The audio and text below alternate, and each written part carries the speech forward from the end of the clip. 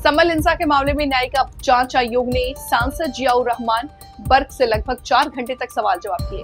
हिंसा के दिन संवाद की लोकेशन से लेकर के पूरे मामले में उनकी भूमिका को परखने के लिए 60 से अधिक सवाल किए गए। आयोग ने संवाद सांसद के अलावा सपा विधायक इकबाल महमूद के बेटे सुहेल महमूद से लंबी पूछताछ की। इस दौरान विधायक भी आयोग के कार्यालय में मौजूद रहे। जनपद में सचिवालय भवन स्थित आयोग के कार्यालय में संभल के सांसद बुर्क दोपहर 11 साढ़े 11 बजे पहुंचे, जहां शाम उन्होंने कई सवाल जवाब किए। इसके बाद आयोग ने विधायक पुत्र इकबाल मकसूद बर्क ने कहा कि आयोग ने क्या सवाल किए हम आपको नहीं बता सकते, ये मेरी मजबूरी है। मैं देश की सबसे बड़ी पंचायत का सदस्य हूँ। मेरा काम कानून पर भरोसा करते हुए देश की तरक्की के रास्ते पर ले जाना है। संभल में जामा मस्जिद के सर्वे के विरोध में 24 नवंबर 2024 को संभल हिंसा हुई थी। मुख्यमंत्री योगी आदित्यनाथ ने सेवानिवृत्त देवेंद्र रेड्डी की अध्यक्षता में सदस्यीय आयोग का गठन हुआ था।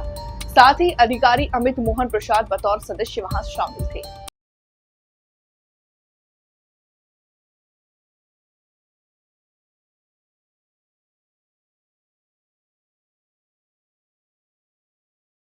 क्या माना जाए, पूछताछ हुई है या आपने बयान दर्ज करवाए, क्या रहा? देखिए, जब आयोग ने मुझे बुलाया था तो यकीनन जो सवालात उनके थे और जो मुझसे जानकारी उन्होंने चाहिए, मैंने उसकी पूरी डिटेल के अंदर उनको जानकारी उपलब्ध करा दी है और जो उनका मकसद था उसी मकसद के साथ मैं यहाँ हाजिर हुआ था और पूरी मैंने जानकारी उनको दे दी है। जो आपके ऊपर एक क्रिमिनल मुकदमा भी इस पे दर्ज है, बताया जाता है, उसमें आप अरेस्ट इसके लिए हुए हैं, तो उसके बारे में आप कुछ बताएंगे या उससे जुड़े हुए कुछ और यहाँ पर सवाल हुए? देखिए, मैं उसकी जानकारी यहाँ नहीं दे सकता क्योंकि वो जानकारी जाहिर सी बात है जांच का विषय है, इसलिए मैं आपके सामने नहीं बता सकता कि क्या सवाल किया और क्या मैंने उसका जवाब दिया। सर, लेकिन जो हाँ, आपके ऊपर आरोप लग रहे थे, जिस तरह से FIR दर्ज की गई, वो सभी सवाल का हिस्सा रहे होंगे, तो आपकी तरफ से क्या कहना है? मैं इसलिए फिर से कह रहा हूँ, मैं नहीं बता सकता। आप कितना घुमा फिरा करके पूछ लें कि क्या सवाल रहे और क्या जवाब दिया, क्योंकि जांच का विषय है। मैं इसलिए मेरी मजबूरी है, उसको अभी मैं नहीं आपके सामने उजागर कर सकता। लेकिन हाँ, जहाँ तक आरोप की बात है, आरोप चीज अलग होती है और उसको साबित करना अलग रहता है। आरोप मेरे ऊपर लगाया गया है, लेकिन मैंने पहले से ही कहा है कि वो गलत है और क्योंकि मैं देश की जनता के द्वारा चुना गया एक देश की सबसे बड़ी पंचायत का सदस्य हूं और मेरा मकसद इस देश के अंदर कानून, विश्वास पे, संविधान पे यकीन रखते हुए आगे इस देश की तरक्की का है और इसलिए जो चीज आरोप लगाए गए हैं, ये उम्मीद है कि मुझे माननीय न्यायालय पे विश्वास है कि वो चीज सारी चीज खत्म होंगी और मुझे इंसाफ मिलेगा। जैसे जिस दिन हिंसा हुई थी, कहा जा रहा था हिंसा के दिन से एक रात पहले आपकी फोन पे बात हुई थी, आपने तमाम निर्देश दिए थे, कुछ ग्रुप में मैसेज भी सर्कुलेट। कहने में और होने में बहुत फर्क होता है। बस मैं गुजारिश यही कहूंगा कि अभी मेरे मीडिया के जो भाई हैं, सम्मानित लोग हैं, वो अभी ट्रायल नहीं करें, क्योंकि जो ट्रायल जब कोर्ट में होगा तो उसके अंदर सब दूध का दूध और पानी का पानी। आपको लगता है इंसाफ मिल रहा है, आपको मिलेगा?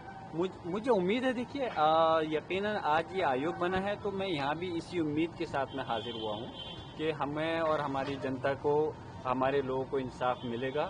और आयोग के अंदर जाहिर सी बात है कि अहम लोग हैं कि चाहे वो IAS हो, IPS रहे हों या हमारे जस्टिस रहे हों, तो हम उम्मीद करते हैं कि उन्होंने बहुत लंबा उनका अनुभव है और वो ऐसी अपनी रिपोर्ट बनाएंगे जिससे कि सच्चाई, ईमानदारी के साथ में सभी लोगों के साथ में इंसाफ मिल सके। सर, अलग सवाल है, सिया वक्फ संशोधन को लेकर के सुप्रीम कोर्ट में सुनवाई हो रही है। देखिए, जैसा कि जानकारी मुझे मिली है कि अभी माननीय सर्वोच्च न्यायालय ने कल तक के लिए 2 बजे के लिए फिर से उसको सुनवाई करनी है और यकीनन काफ़ी सख्त टिप्पणी भी की है जो माननीय सर्वोच्च न्यायालय ने तो हम उम्मीद करते हैं कि वहाँ से जो हम इसी उम्मीद के साथ गए भी हैं कि माननीय सर्वोच्च न्यायालय कहीं ना कहीं हमारे लोगों को जो हमारा अधिकार छीनने का प्रयास है उसका संरक्षण करें। हो रही है, चाहे जमीन नापने का मामला हो या घर नापने का मामला हो, इसको आप कैसे देख रहे हैं?